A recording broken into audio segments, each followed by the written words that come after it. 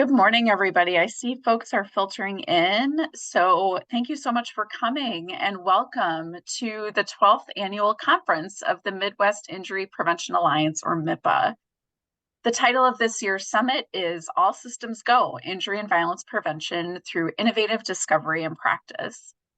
My name is Sarah Kolbeck. I'm the president of MIPA, and I've been part of the organization for about 3 years. And just to start, for those of you joining a MIPA event for the first time, the Midwest Injury Prevention Alliance, or MIPA, is an organization of injury professionals from the 6 states in the federal HHS Region 5, which includes Illinois, Indiana, Minnesota, Michigan, Ohio, and Wisconsin. And we work collaboratively to reduce unintentional and intentional injury-related death and disability. MIPA is similar to the Great Lakes and Mid-Atlantic Regional Network and other networks, formerly known as the Regional Network Collaborating Organizations, but its establishment predated the creation of these networks by the CDC. The mission of MIPA is to facilitate development of a coordinated approach for unintentional and intentional injury prevention and control in our region. MIPA promotes the development and sharing of injury prevention planning, evaluation, education and policy strategies, training, research, and other initiatives among members of the MIPA network. MIPA does this with the goal of reducing unintentional and intentional injuries by fostering collaboration and communication among the MIPA network members. We're really excited because this year we have set record attendance again with over 300 registrants for our conference today. So welcome. And we have a fantastic program for you today. We have an exceptional panel discussion and 2 outstanding keynotes on highly relevant injury and violence prevention topics. We also have 2 breakout sessions and a lunch break where you can feel free to mingle or attend to other matters. Before we jump in, I just want to just mention a couple of thank yous. First of all, I would really like to thank our conference planning committee, as well as Heather Callier and Chris Soloka, who are our conference event planners. I would like to thank the MIPA committee chairs for suggesting conference session topics and speakers. And I would also like to thank all the panelists, including our keynote speakers, panel moderators, and the many panelists that we will be hearing from today. And then finally, I'd like to thank the Indiana Department of Health and the Center for Injury Research and Policy at Nationwide Children's Hospital in Columbus for hosting this conference and their vital support during conference planning. And if we could just give them a virtual round of applause, that would be great. Thank you. Just a couple of announcements for folks before we jump in today. First of all, we welcome you to take advantage of the networking capabilities of our conferencing platform.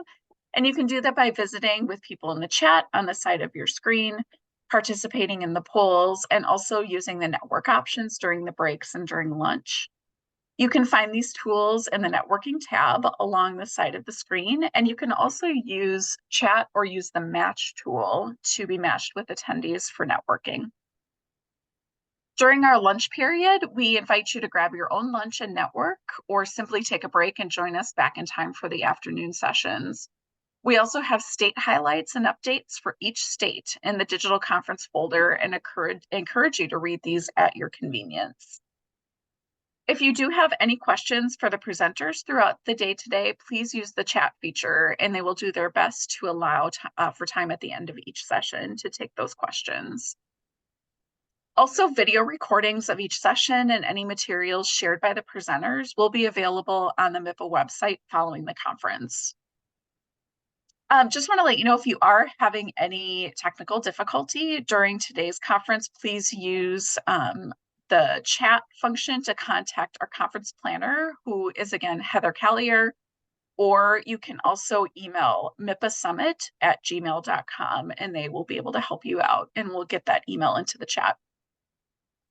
And finally, if you are from one of the 6 states in Federal Region 5 and are not already a member of MIPA, please sign up to become a member to receive and share news about injury and violence activities in our region. You can join any of the following committees that we have available, including child injury prevention, communications and membership, data, NVDRS, older adult falls, or drug overdose. By joining MIPA, you can receive our newsletter, invitations to our webinars, annual meeting, and much more. To join, you just need to go to MIPA's website, which is midwestinjurypreventionalliance.org. It is now my pleasure to introduce Morgan Sprecher, Indiana, Violent Death Reporting System epidemiologist, who will provide opening remarks as a representative from our host state, Indiana. Thank you, Sarah. Indiana is honored to host the annual MIPA Summit this year. 5 years ago, the summit convened in Indianapolis, and we're privileged to host the summit again. Today, we are joined by professionals representing a variety of fields, and our virtual format allows our reach to go beyond previous years. We welcome back returning participants and a special welcome to our first-time participants. As Sarah mentioned, the summit theme focuses on innovative discovery and practice in the injury and violence prevention field. The power of innovation is essential as we work together for a common purpose. With newer technology and research, we're in a unique position to further our efforts of discovery by applying this to our individual state strategies and activities. We are fortunate through the efforts of MIPA, we have a strong partnership among the states in our region in which we can gain knowledge, insight, and lessons learned. Today's summit serves as an opportunity to increase that knowledge and build our partnerships. Each of the presentations today will showcase some form of research to practice, and the virtual platform is a great way to strengthen your connections within the region. I want to personally thank the Summit Planning Committee for organizing an outstanding program. Over the next few hours, you'll have the opportunity to meet experts in the field and network with colleagues across the region. The summit will include discussion panels, conducting analysis, bridging gaps, being effective and engaging, and reducing risk, to name a few. Let us expand our knowledge of different topics and approaches, in addition to identify strategies we can implement when we return to work and continue to apply what we learned far after the summit. MIPA is a valuable organization which continues to grow each year, and we enjoy having more stakeholders engaged in our efforts. If you're not a member of MIPA, I do encourage you to join at no cost and become involved in one of the committees. Thank you for joining us today. It's now my pleasure to introduce our opening keynote speaker, Dr. Joseph Wright. Joseph Wright is a newly appointed Chief Equity Officer and Senior Vice President in Equity Initiatives at the American Academy. Oh, and my script just completely went crazy. So if you would like to see his bio, that is in the folder, but I will let Joseph introduce himself and then take it away. All right. Good morning, everyone. And I'm going to share a screen here and get started.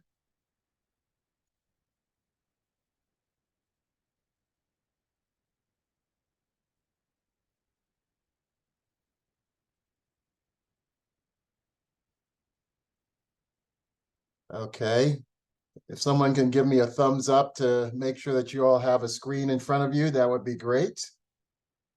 All right, excellent. Well, good morning, everyone.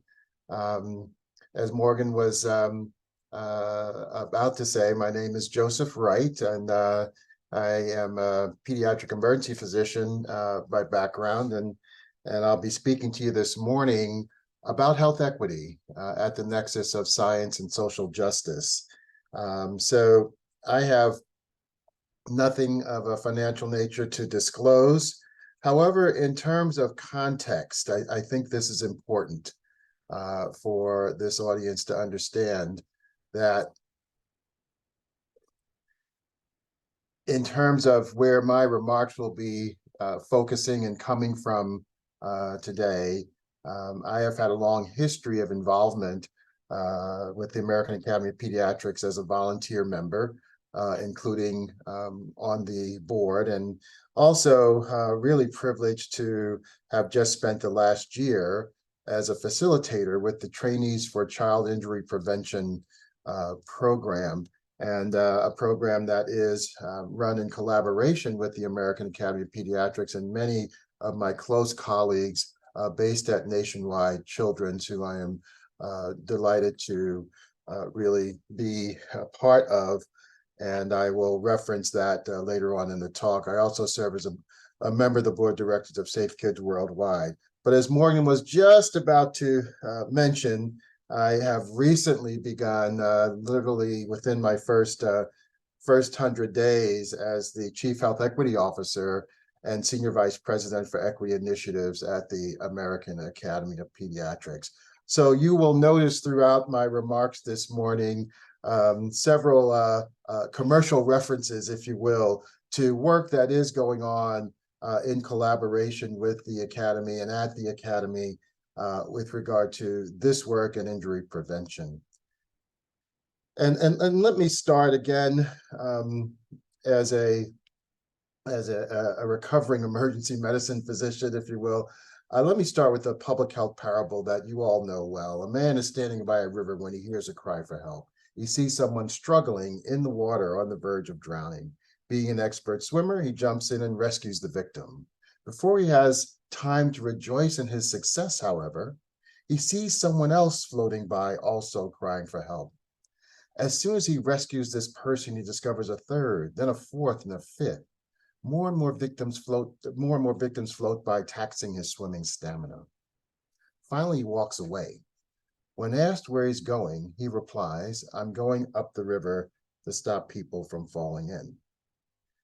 And this going up the river to make a difference with regard to particularly the disproportionate risk that children bear is certainly something that has been a part of my journey, and my journey that has included, as I've mentioned, a career in pediatric emergency medicine, but also a journey as part of my avocation, if you will, in child health advocacy and injury prevention. And this Venn diagram sort of represents the last 30 years of my walk, and with a scholarly niche in emergency medical services for children. But what I'm really excited about is that advocacy and injury prevention avocation, often referred to as Joe's side hustle, has now become my job. And I am delighted to really be able to focus on equity science and leadership development of the next generation.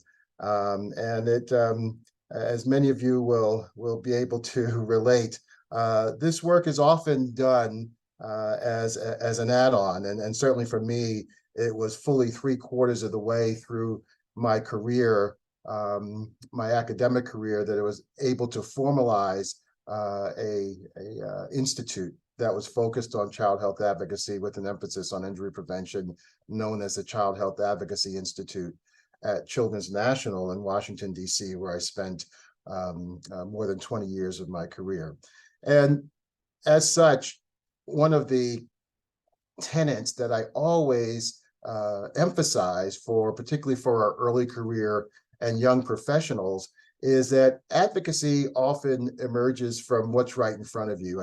And this situation, the initial description of the lap belt complex was described at the trauma center where I was as a fellow a long time ago, and was happening right in front of us at the time, as booster seat legislation was very spotty at that time. And I learned the value of being able to bring research, in this case, intraoperative images, x-rays and such, in front of policymakers. But I also learned the importance of knowing and understanding the legislative landscape. So you'll note here that despite the fact that the lap belt complex described in the early 1990s in the state of Maryland, which is where this particular piece of legislation was promulgated, did not pass until 2008.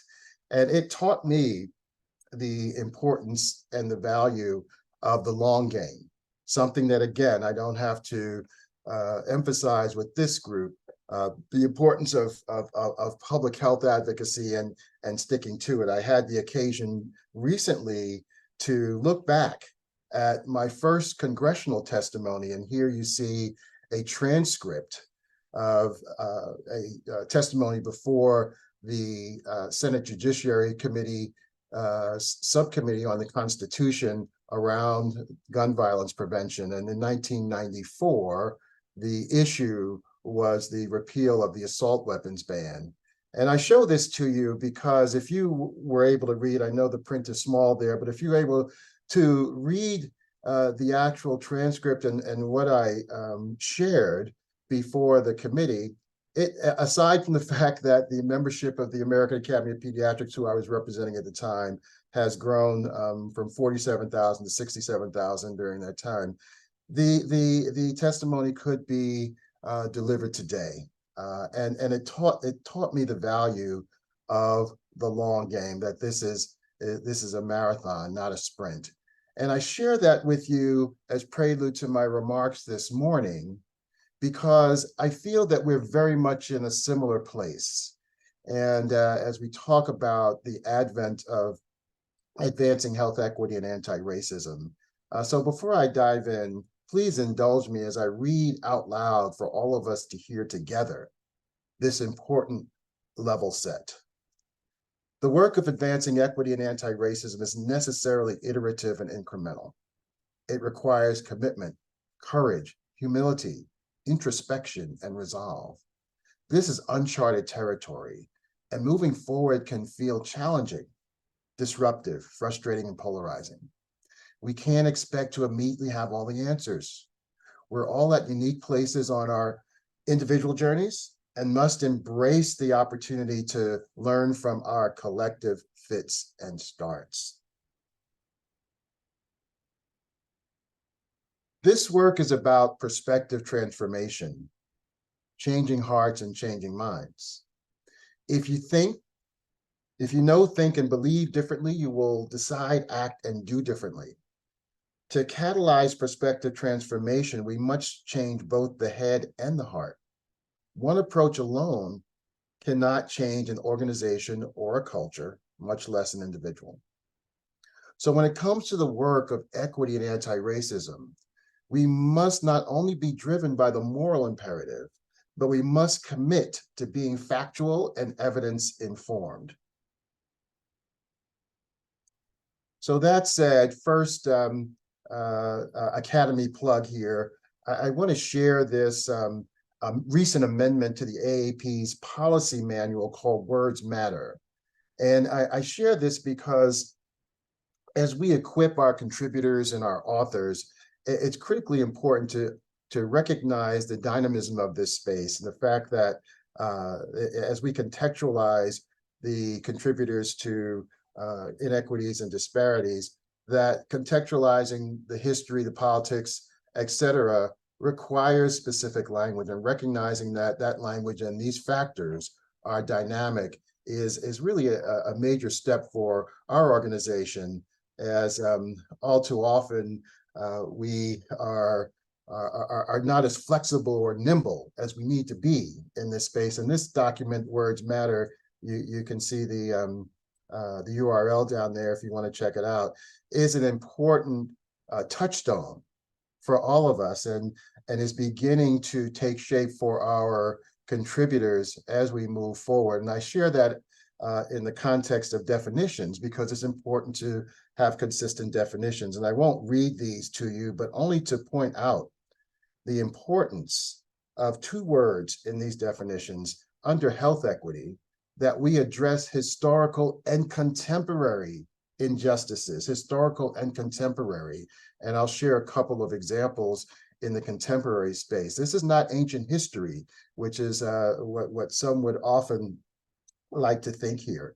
And also the emphasis on making sure that we approach this from a systems and policies perspective, which I will also emphasize in my remarks this morning. Now, two of the terms, speaking of Words Matter, two of the terms that are most commonly and often conflated are inequities and disparities. And I just show you these here again. This audience is well aware and attuned to this terminology. But as a simple ER guy, I'll use a clinical example.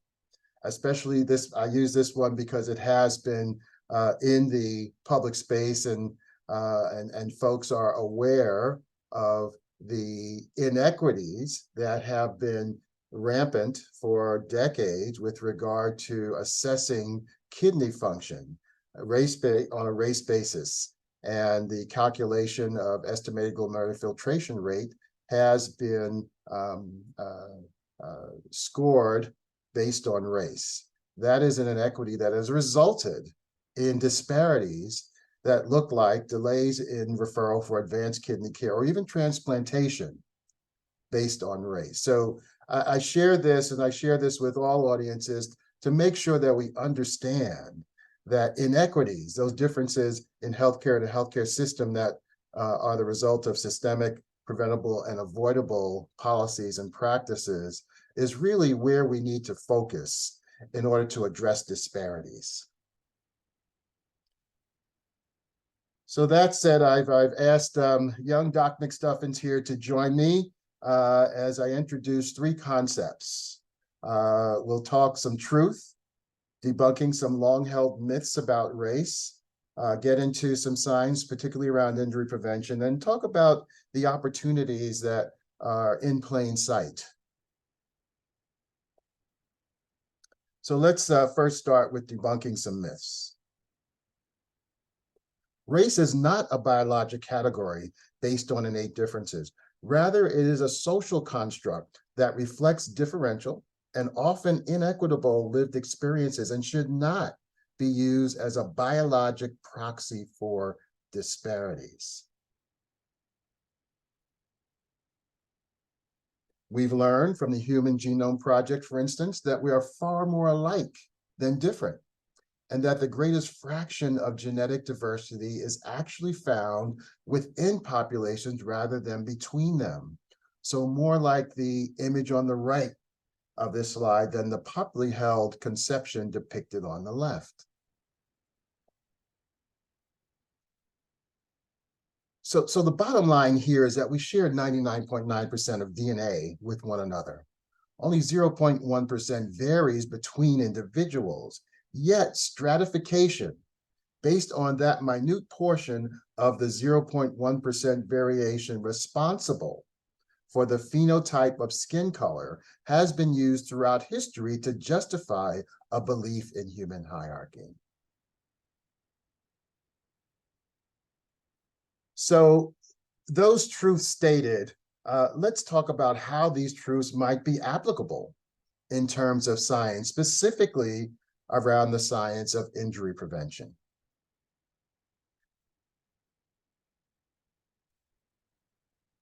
Next, a shameless AAP plug. I would commend to all of you this text that recently dropped last month, in fact, Untangling the Thread of Racism, which is edited by these three individuals, Doctors Trent, Dooley, and Duget, who were the lead authors of the AAP policy statement on the impact of racism on child and adolescent health, which was published in 2019 and remains the most authoritative statement on the subject. And within this text is a chapter on the role of racism in child and adolescent injuries, authored by our incoming president, Ben Hoffman, who is a friend of many of us here today. And Ben states the obvious that we know, that you know, with regard to disparities in terms of outcomes. Overall, American Indian, Alaska Native, and Black children experience the highest rates of intentional and unintentional injury deaths. This is well known. It's you all are quite familiar. Here it is represented graphically. And this is not what I'm here to necessarily focus on this morning, but we know that what the epidemiology is, and it's important to provide context for what we are seeing and what is what people are experiencing. For instance, in Ben's chapter, he does point out the inequities associated with housing in the built environment. And for instance, in fact, that the historical remnants of redlining persist today, and not just in the context of lung health, with regard to air pollution. I mean, redlining has been outlawed for more than 50 years, obviously. However, when it came to housing post-World War II, public housing projects like this, the Brevoort housing projects where I grew up in New York City, became the only affordable housing options available to families of color as a result of the intentional practice of redlining. And that redlining is chronicled in this book I'll show you just a second, by Richard Rothstein, A Forgotten History of How Our Government Segregated America. But let me just show you this map first. This is the Homeowners Loan Association of Brooklyn map from the 1940s that shows clearly my neighborhood with the red line around it. That it was systematically prohibited from having affordable loans afforded to residents who sought to live in other parts of the city. So for my family, this is where we were forced to live in this particular neighborhood. This systemic practice has and continues to fuel segregation in housing, and is a very visible example of structural racism. This is the book I was sharing with you a moment ago. If you haven't had a chance to take a look at this by Richard Rothstein, this was very intentional. This was policy, and understanding how that intent, the intentional policy, the inequities that were baked in to housing continue to impact us today. And here, again, not unfamiliar to this audience, particularly in your region, the impact of not just housing, but the built environment, and how this leads to environmental injustice as well. So when we talk about, again, the importance of history and understanding the legacy of inequitable policies and how they impact risk today, this is something that Ben has pointed out in his chapter. But I really want to take it down to the studs. When we talk about the epidemiologic model of injury, Doc McStuffins reminds us that part of our environmental scan of the contributing factors to host response to injury, we must account for the social environment, including but not limited to the impact of social drivers on pre-existing health status and the impact of differential lived experiences. And so let me let that sink in for a moment. This is, again, not new to you. And if you look at Haddon's matrix, there certainly is a column right there on the far right that does account for the social environment when we think about the framework for categorizing injury control. However, if you have not yet had an opportunity to see this analogy by Dr. Phyllis Cameron-Jones, the past president of the American Public Health Association and a professor at the Rollins School of Public Health at Emory, Dr. Jones and her colleagues depict this analogy of a cliff, where a cliff represents good health, and the edge of the cliff signifies the onset of illness or injury, with the area below the cliff illustrating various levels of protection and intervention afforded by our health systems to reduce the risk of adverse outcomes. So it's a very simple analogy, and if you haven't had a chance to see Dr. Jones perform this analogy, I've got the YouTube link underneath it. But when she first described this, actually more than 10 years ago, it really pointed out the fact how we need to incorporate the differential drivers of health. In these images here, you see interventions like, for instance, the ability to have an ambulance at the bottom of the cliff, the ability to have a fence at the top of the cliff, the ability to have a net halfway down the cliff to catch those that fall over. And yet, when we think about the realities of the differences of lived experience, the differential drivers of health, you can see that differences in access to care. Some communities might not have the same access to an ambulance or hospital services or health system services as others. And there may be differences in exposures and opportunities. A person's starting point relative to the edge of the cliff may be affected by several factors. And so accounting for these realities in the context of injury prevention led to the publication last spring, in fact, in March, by Sadiqa Kendi and Michelle Macy in the New England Journal of Medicine of the Injury Equity Framework. So let's take a look at the top and leftmost sections of the Injury Equity Framework here. The societal context of bigotry, stigma, and systems of oppression such as ableism, classism, homophobia, racism, sexism, and transphobia is the milieu in which social identities interact and affect health outcomes. The framework calls for attention to both historic and current, again, contemporary societal contexts, since various forms of oppression and stigma have long histories, and the effects are compounded over time, not unlike what I was talking about earlier with redlining. And if we look at the left-hand side of the framework here, intersectionality, which refers to the interconnectedness of various individual identities within the context of these social factors, as well as family experiences and exposures at the community level, such as urbanicity or rurality, all play a part. And the individual's personal exposure to risk factors and protective factors weigh in here too. So what Sadiqa and Michelle have posited here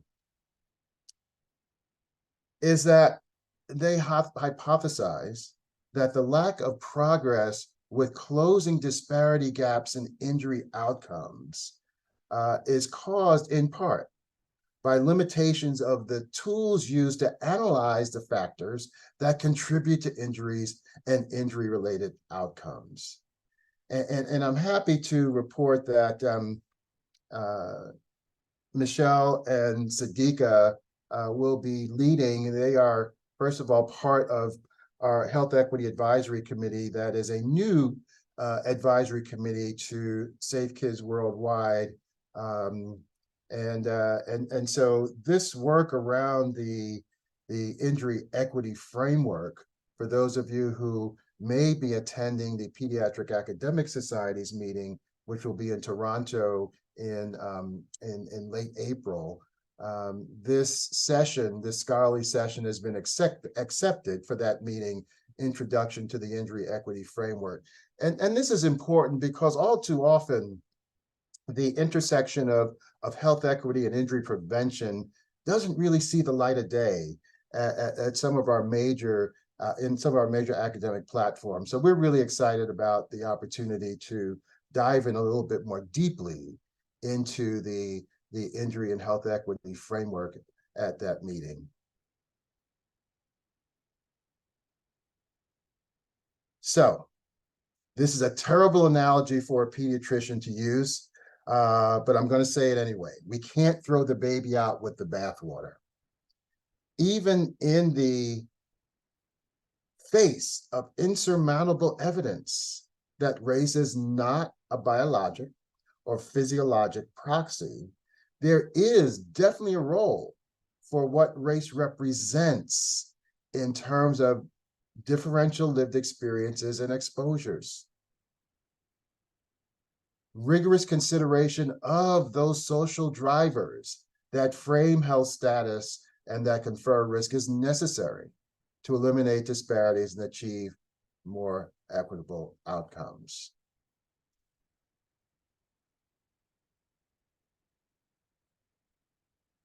More specifically, we need to move from race-based to race-conscious medicine.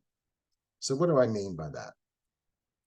Race-conscious medicine decenters race and identifies racism as a potential driver of disparities. Now, this is one of those perspective transformation moments, folks. Think racism, not race.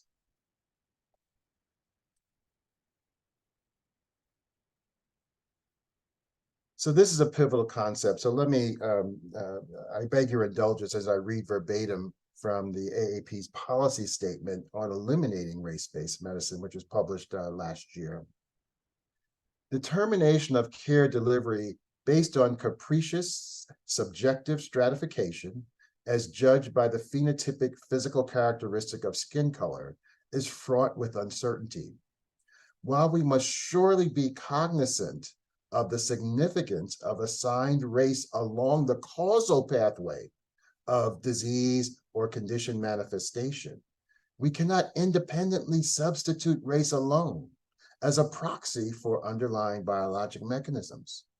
We must therefore be conscious of the role that race plays as a driver of systemic inequities and disparate outcomes, especially as it relates to the influences of the social determinants of health. And we've been very privileged here at the Academy to receive some resources to begin to apply a race-conscious approach to our whole portfolio of clinical guidance, including those policies that relate to injury prevention. So we're very excited to get started with this work. This grant coincided with my arrival from the Doris Duke Foundation. So stay tuned, more to come on this particular work. But so that was a little heavy, but necessary to understand the state of the science and frame the path ahead. And so I will run through some relevant, what I call in plain sight opportunities around which we can apply the commitment and the talent of folks like yourselves vis-a-vis health equity and child safety.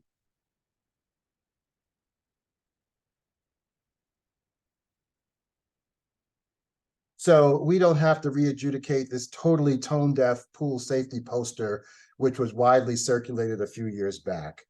But for those who may not have previously seen this, put yourself in the shoes of a little brown or black child or their parents showing up for a neighborhood pool and seeing this. And given some of the transgressions that I've been dealing with and as part of my job and have been for many decades as part of my avocation, I'm willing to give the benefit of the doubt that folks in for instance, the marketing and communication department of the American Red Cross didn't wake up one day and say, let's design a racist pool safety poster. However, it begs the question, who was in the leadership room that saw this, green-lighted it, and thought it was okay for production? All the more reason for the advocacy that I mentioned at the outset of my remarks that you all represent in this particular room, on this particular virtual platform, is so very important to be broadly distributed and in places where decisions are made.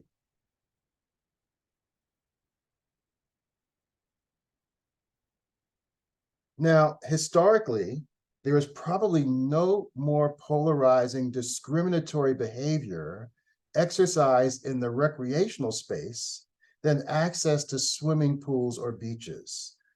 For instance, this New York Times piece chronicled the need for this community in suburban Philadelphia to form a swim club, the Nile Swim Club, to allow opportunities for Black and brown children to learn how to swim.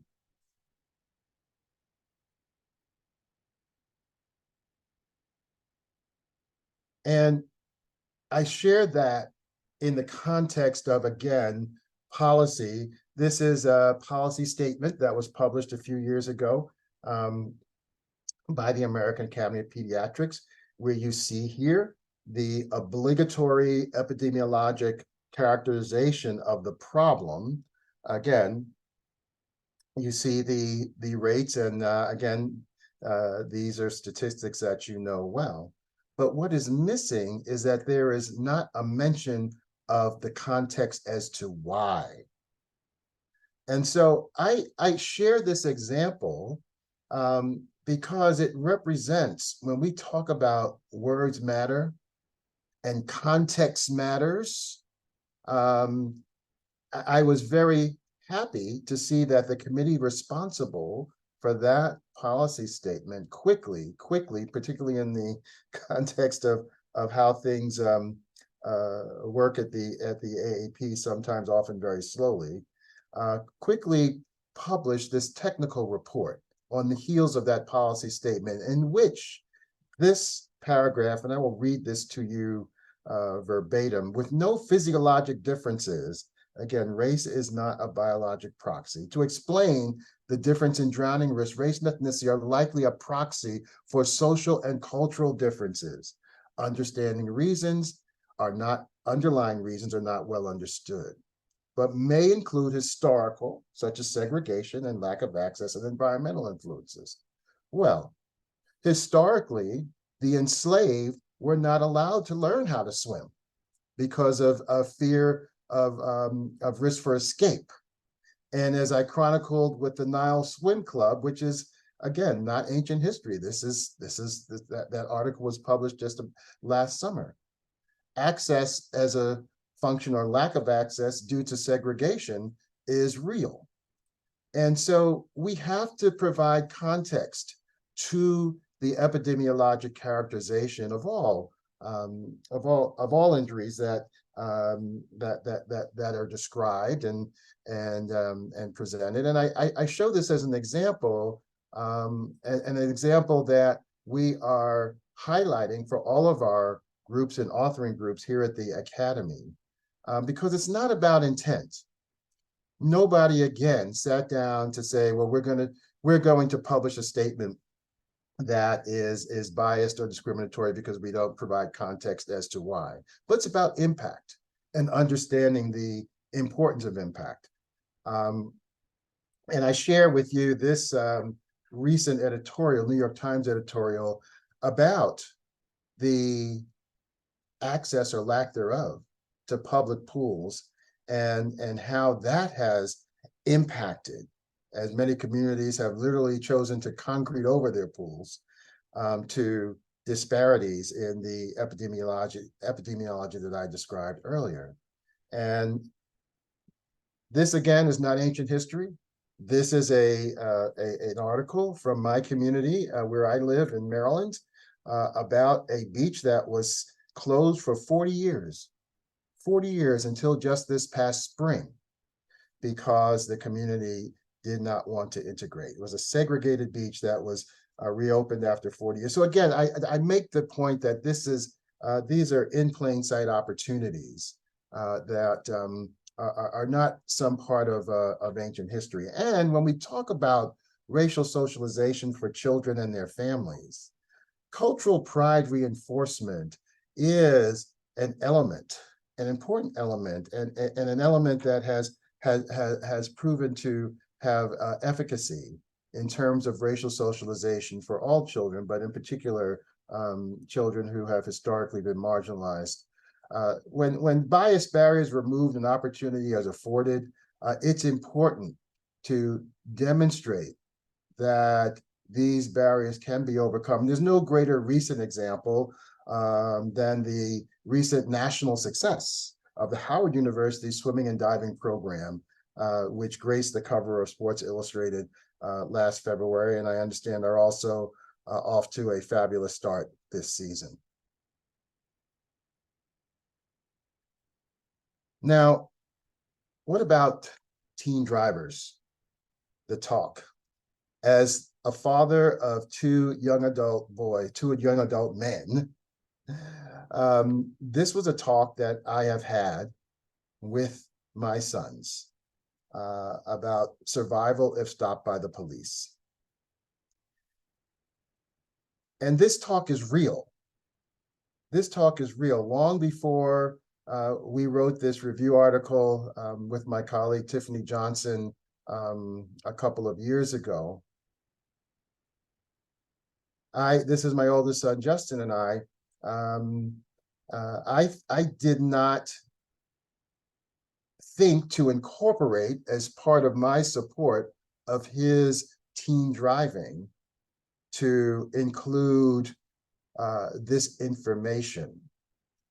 Yet, as we have begun to look at these incidents and this study from the Proceedings of the National Academy of Sciences, which was published just last June, we have observed that the disposition of a traffic stop for Black men is determined within the first 45 words. So things go south quickly in terms of the escalation of police stops. And so it is important in terms of incorporating into how we approach teen driving to understand this data and understand this reality.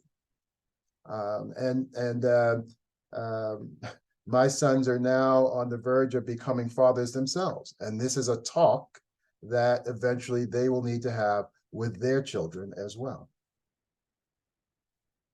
What about bias in technology? If we were in a live audience, I would ask the question, how many of you who do clinical work have made a decision based on a pulse oximeter within the last 24 hours? And there would be a number of hands that would go up, including mine. Well, in fact, the technology upon which pulse oximetry is based is inherently biased. The presence of melanin disrupts the transmission of the bivalent wavelengths of infrared light that are transmitted through the skin to assess oxygenation. And so the reality is that folks of color are more likely to have undetected hypoxemia than others. And this became no more evident than during the pandemic, where many decisions were made based on a pulse oximetry reading. And if you are someone like me of darker complexion, the likelihood that there was a missed hypoxemia were greater. So I mentioned this in the context of bias in technology related to, in this example, the application of AI to autonomous vehicles. And this study has demonstrated, again, this is not secret, this is widely appreciated, that the algorithms that are used fail to detect darker skinned pedestrians, and these people experience the risk of being run over by autonomous vehicles. So again, opportunities in plain sight where we need to apply scientific integrity, peel back and sorting through not only the social drivers of health, but also being able to get those voices in the room so that we have inclusive science when this kind of technology is being developed, to ask these questions, to make sure that we have inclusive denominators of populations of patients on whom various interventions are being tested. So this kind of integrity is a core component of the necessary transformative and race-conscious discovery to which we all must be accountable. And this accountability lies in a more granular and nuanced understanding of the impact of differential lived experiences on outcomes. And I share with you this framework as a potential rubric for how we might go about our work more authentically, where we apply principles of respect, beneficence, equity, and justice to everything that we do. We avoid typological thinking and really focus on environmental factors and engage communities and participants in what their experiences are like as we think about interventions and programmatic solutions. And even though this framework was published as part of a IOM, or National Institutes of Sciences, study on using population descriptors in genetics and genomics research. It has application, certainly, for integrity in all scientific endeavor and in all discovery and intervention work. Now, an in plain sight that keeps me up at night. This is a live map of, to date, where there has been legislation passed or promulgated around anti-DEI work. This legislation is aimed at land grant and public institutions, universities and such. And it worries me for this reason. Because injury prevention is a core competency. It's a core competency for training. And so for the next generation of injury prevention scientists and interventionalists, this core competency that you see here, advocating for the promotion of health and the prevention of disease and injury in populations, is at risk. It's at risk. And I worry about these young people. These are folks from our section on pediatric trainees at the American Academy of Pediatrics who are very active, very active. In fact, they were granted an award for their equity and anti-racism activities at our most recent leadership conference. And this group also provides their advisory to the T4 CIP program that I mentioned at the outset, the Trainees for Child Injury Prevention, which, again, shameless plug here, many friends I'm very, very happy to have been a part of this past year. But we have to be very proactive. And here's another member of that community, Bonnie Cozio, who manages our Committee on Injury, Violence, and Poison Prevention here at the Academy, and is also a T4 CIP steering committee member. So this slide represents a roundtable that Bonnie very recently contributed to, that was hosted by the Children's Safety Network on safe sleep. And here Bonnie is quoted as, "There's nothing physiologically different about Black or brown babies or Native American babies." And it's sort of making sure that we state the obvious, and making sure that we do not conflate the impacts of differential lived experiences with biology. And so, again, I emphasize the importance of the work of people like Bonnie and the T4 CIP advisors and the facilitators, because unless we are very deliberately focused on the threat to education and support for our next generation, we will lose that talent and not have the ability to push forward so much of the work that is vital, core competent for pediatricians and other providers across the board. I share with you this resolution, which was also passed at our recent leadership conference of the AAP as a top 10 resolution, which means it has high priority, that we will focus unequivocally on the ongoing education of all learners in areas of equity, diversity, and inclusion. Again, I would ask that this audience pay attention here, because again, there's great risk here, and you saw what that map looked like. So again, as we talk about advocacy for this work, I want you to just be aware. Okay, I'm going to wrap up here, and hopefully we'll have a few minutes for some conversation. This is from Martin Luther King, letter from a Birmingham jail, 1963, 60 years ago. "Injustice anywhere is a threat to justice everywhere. We are caught in an inescapable network of mutuality. Whatever affects one directly affects us all indirectly." So we can't be like these dudes here on the left-hand side of this boat down the bottom there. we all have to collectively provide the synergistic value of our own lived experiences and bring that to the table as we move forward with this work. So with that, I thank Doc McStuffins for coming along on this ride and keeping me on point, and happy to answer any questions. I guess the questions will be arriving in the chat, and again, thank you to the organizers, and again, my friends at Nationwide, and especially my good longstanding friend, Dr. Gary Smith, for the opportunity to be with you this morning. Awesome. Thank you, Dr. Wright. We do have a couple questions. One is just a comment. Oh, where'd they go? Here we go. The Color of Law is a great book. If anyone has the opportunity to attend a Richard Rothstein webinar, I highly suggest it. And then someone asked, where can we go to stay tuned to that research on race-conscious medicine? Yeah, so the grant that I shared with you has just been awarded.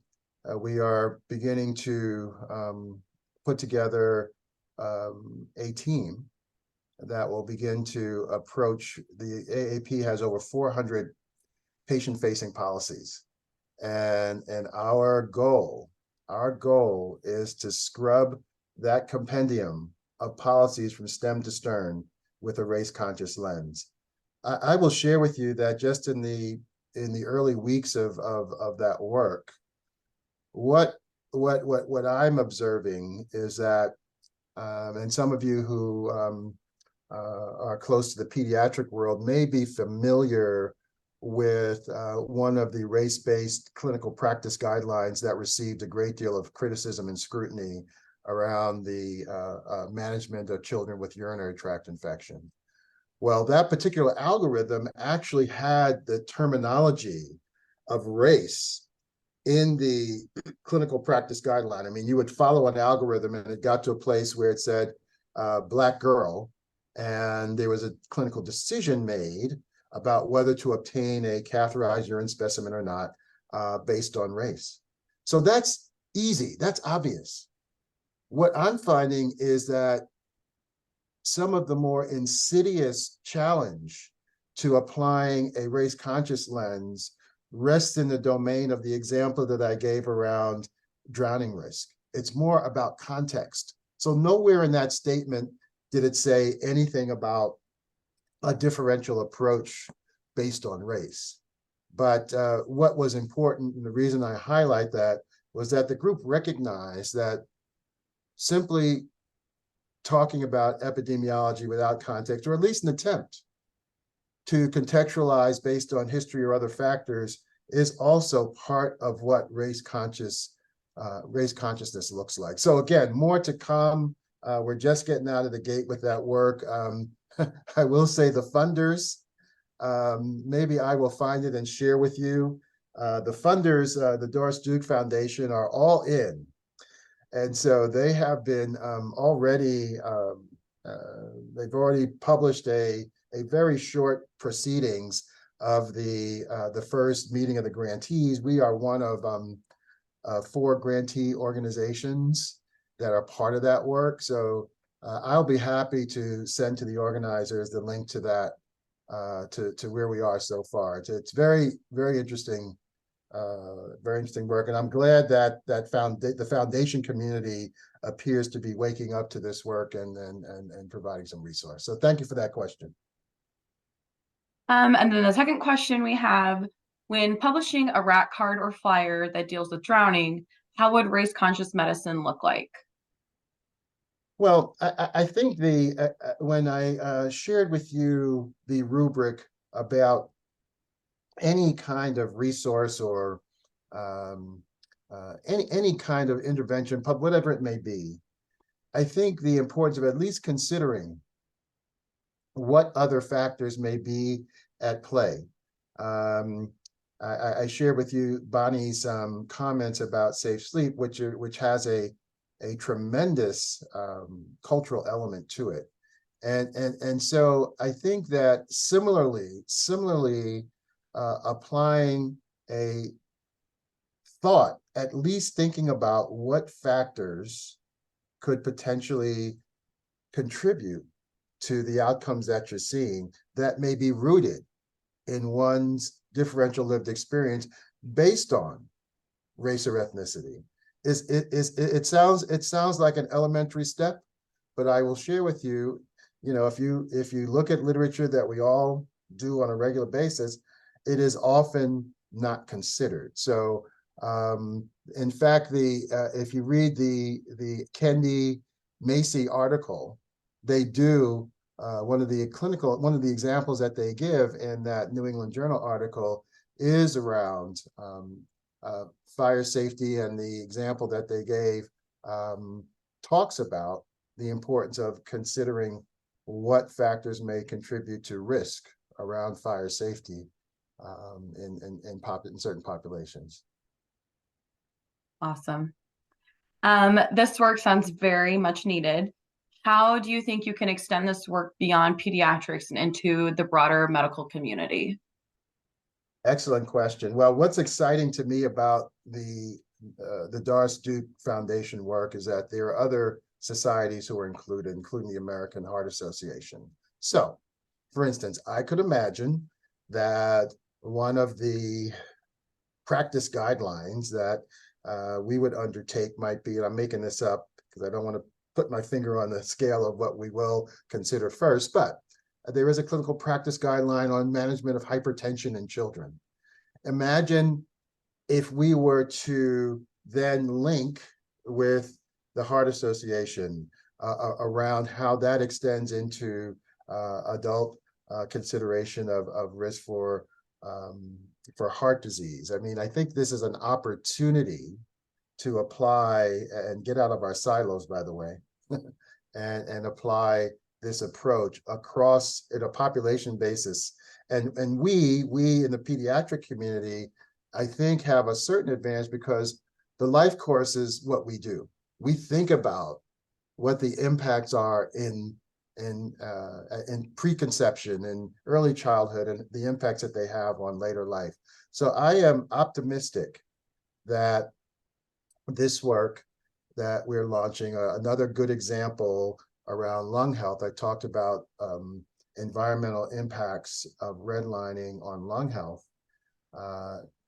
So this is an example where the American Thoracic Society has issued a statement, a policy statement, because I think you're all aware that spirometry is race normed. If you go into a spirometer, someone looks at you and dials in what they think you are, and that's how the spirometer results are normed. Now, in pediatrics, we're looking at the validity of race norming in children. So I think we're beginning to inform each other in the house of medicine, at least. But this is, let me just say, expectation management. This work is generational. It's taken 400 years to get to this point, and we're not going to get out of it tomorrow. That may be sobering to hear, but this is transformational work that will require, and in fact, that's why I'm so concerned about our early career professionals, because this is work that is going to require their talent and their passion and their energy. They're the ones that are on fire. And if they are in any way dampened, if that enthusiasm is in any way dampened, we run great risk for not being able to move it forward. Thanks for that. The next comment we have, I'm glad to have a little chance to reconnect with MIPA and with Dr. Wright. It strikes me that MIPA has always had our own challenge with how/whether we are directly addressing racism that contributes to disparities in injury rates, not to mention MIPA's lack of diversity. So, Dr. Wright, do you have any recommendations or call to action specifically for MIPA? Yeah, well, I only know MIPA through the very committed members who are part of the again, the pediatric injury prevention community, who are active members of MIPA and supporters. But let me just say, for one of the reasons I emphasize the training for child injury prevention program, that's where we're gonna get diversity among the acolytes who are really, and not to put this in religious terms, but right now we're preaching to the choir, right? We all understand the importance of what I shared this morning, but there's a huge congregation of members of your community, members of my organization here that need to hear this messaging. And what I didn't get into today is the importance.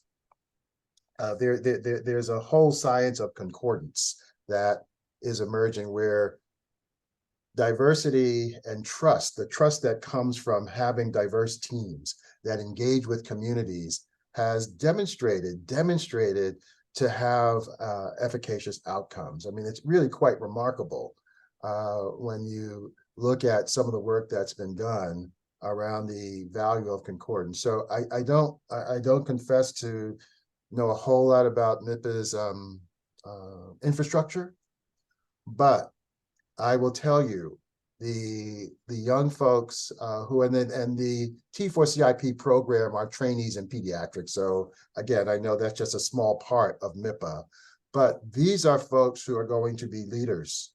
And the fact that they are now, they've come through, the group that I was involved with have come through, they are now alum, and T4CIP is creating acolytes to be able to spread their talent and enthusiasm. And one thing I will mention is that there is a concerted effort to broaden the pool of underrepresented in medicine individuals who participate in that program.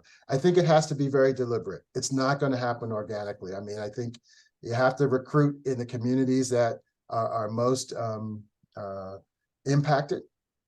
And I would encourage, again, I would love to learn more about MIPA's efforts to diversify. We have a similar challenge within the Safe Kids community and the coalitions around the country, which is part of the reason that we established the Equity Advisory Committee.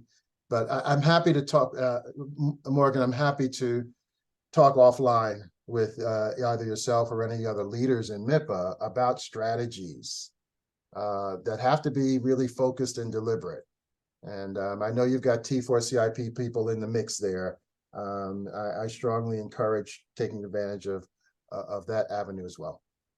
Yeah, it looks like Sarah Kolbeck, our president, just said she would absolutely welcome that. So we'd happy to maybe have you join one of our board meetings, maybe come in the new year since the holidays are coming Tracy. up. I knew this. Tracy's weighing in. Thank you.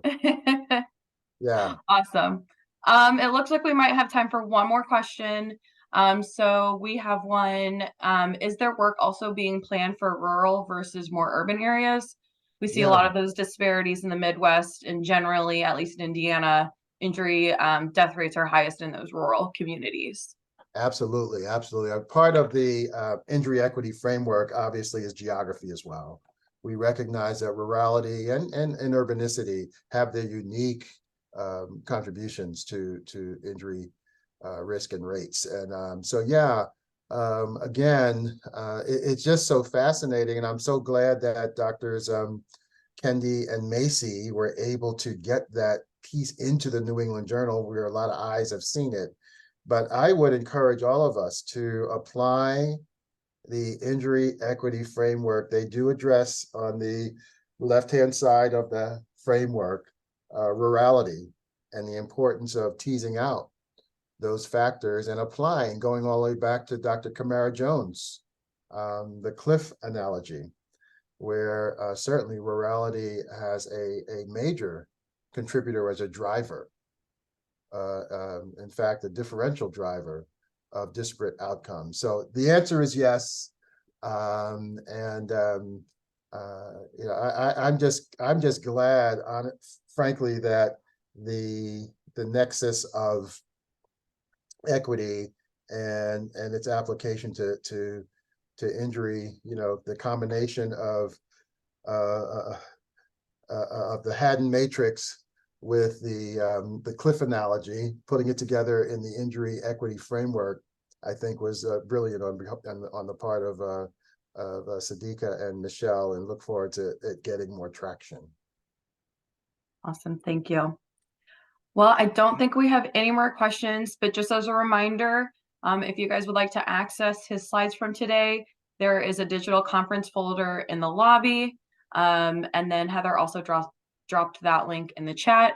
And then after the conference, on our website, we will have this recorded session. But if we don't have any more questions, we invite you to take a break, stretch, and connect with colleagues, and then we will meet back at 10:30 Central, 11:30 Eastern for the panel discussion on overdose prevention. But in the meantime, we'd love to hear from you guys. There will be a poll in the chat and to let us know where you're from. But thank you so much, Dr. Wright, for coming and speaking to us. It was absolutely fabulous. Thank you.